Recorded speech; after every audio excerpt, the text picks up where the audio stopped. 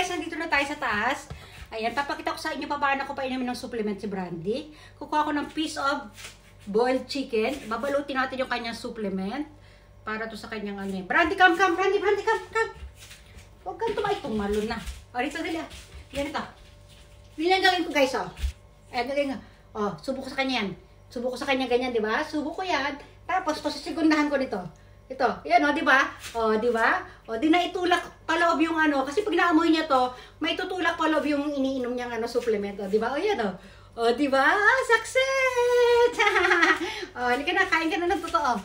Yung kanyang ano, snacks. Ano, appetizer niya, no?